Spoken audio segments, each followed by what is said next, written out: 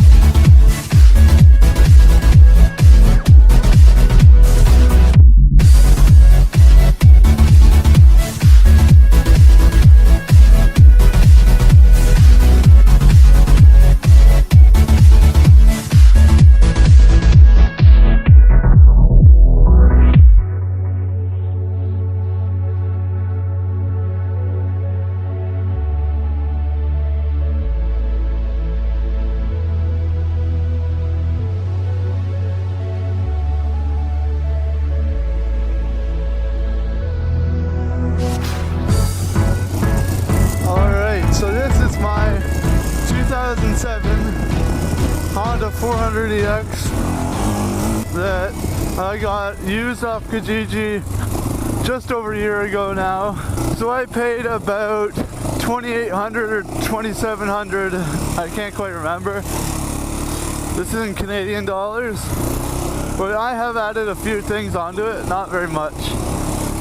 But when I bought it, it came pretty much stock with just the bumper and the Nerf bars and the hand guards. I believe that was about it. It had the stock tires on it that were pretty worn down, so I put different tires on it. And before this I had a 300EX, so I was coming from almost like the same one, but it does sit a lot higher than the 300EX. It's a lot torquier and a lot faster. So I just wanted to upgrade because I had the 300EX just as my first sport quad.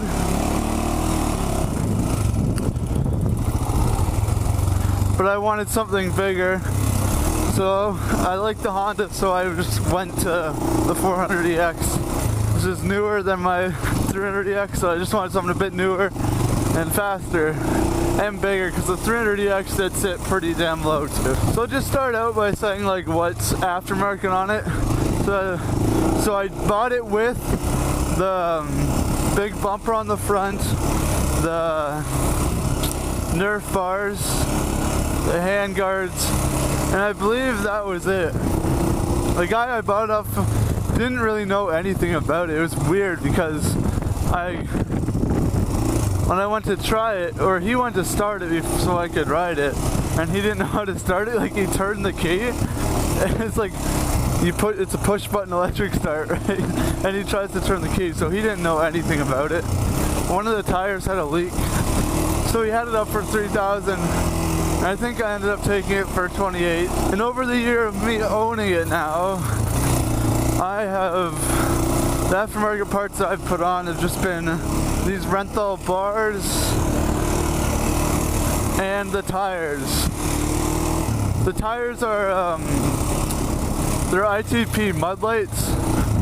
I had these exact same tires, like literally the same ones, on my 300EX, but I still had my 300EX when I bought this because I thought this was a good deal, so I bought this and then sold the 300EX after. And because the rim size on the front and back are both the exact same as the 300EX, I had just bought these mud lights for the 300EX, so I just took off, didn't even have to take the tire off the rim, just swapped rims. So I put these good tires on this bike. And I have loved these tires actually. I haven't ran anything else because I've only had a four-wheeler now for like 3 or 4 years. So these were the first one aftermarket tires I've bought, but I really like them. I didn't want like a full-on track tire because I don't race. So when I was looking for tires, I just wanted something that'd be good on the trail and could go through some mud, because this is where we ride, right? There's tons of mud.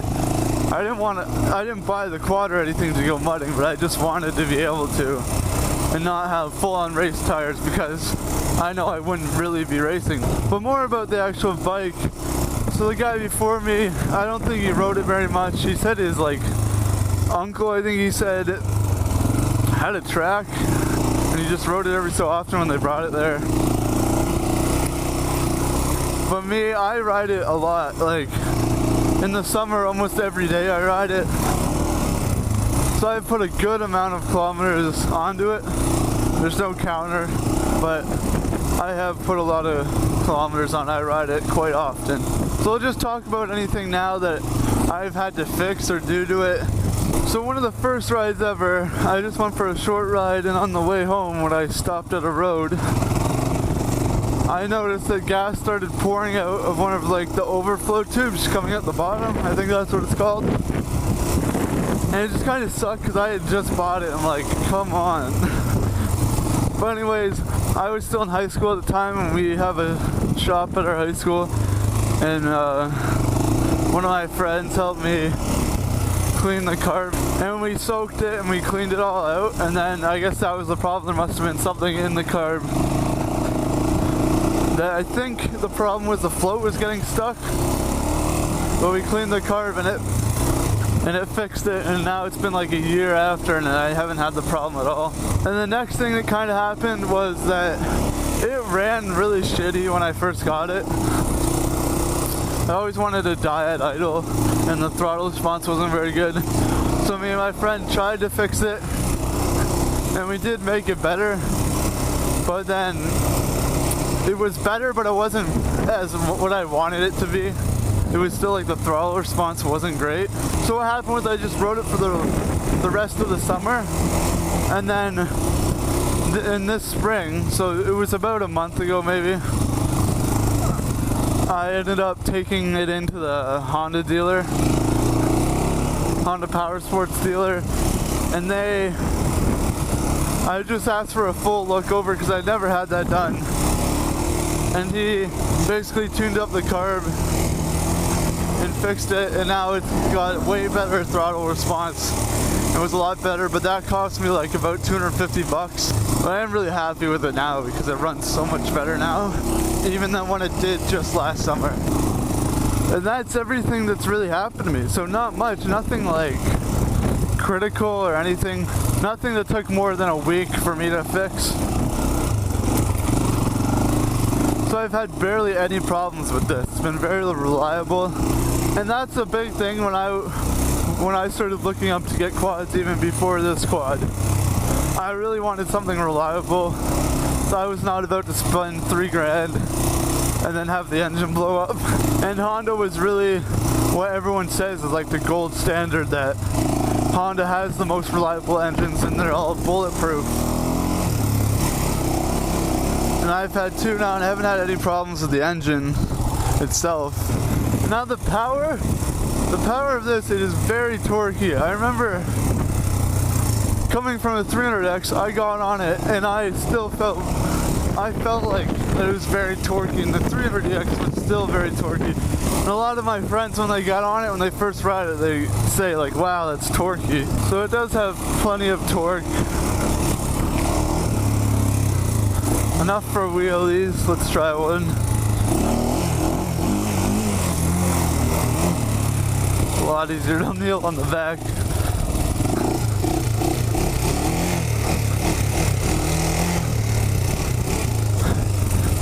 So yeah, it's like lots of torque and it's very light too. Easy, very easy to wheelie. Once you get used to it, very easy. Now the speed, it is pretty fast. Coming from a 300X, it was definitely a lot faster. I have top speed tested it on, it was like a gravel road. I got up to 95 was the max I got to. I'm sure it could get up to 100 on a paved road, and I am a bigger guy, so if you were smaller, you probably could get up to 100 on pavement, or even faster if you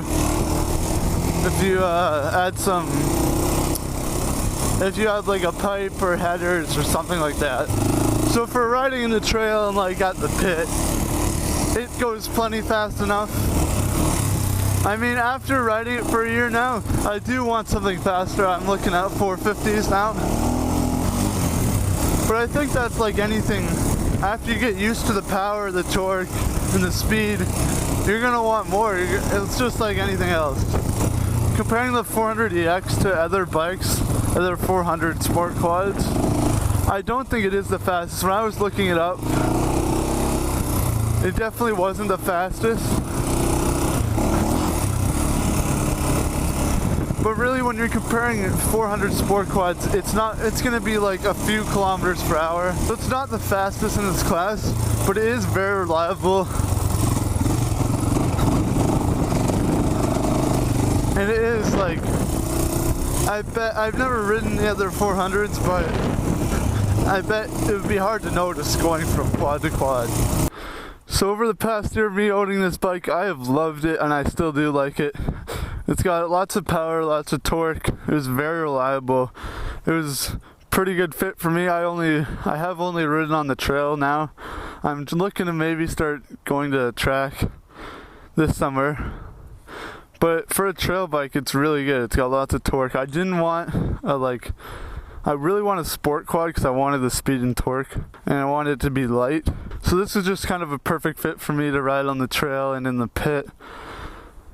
If you're looking to just ride on the track, it's probably not a great choice. You'd probably want to go with the 450 because it's more for the track, and this would definitely be slower. And it has a really good price point. I paid around 27 last year, 2,700 Canadian. But it's been really reliable for me. I loved it over the past year. I still love it. Hope you enjoyed this review. Hopefully you learned something about it. If you're watching this, you're probably looking to buy one possibly, and I would recommend it. It's been great for me. And that's all for me. Hopefully you enjoyed it. I'll see you guys next time. Bye.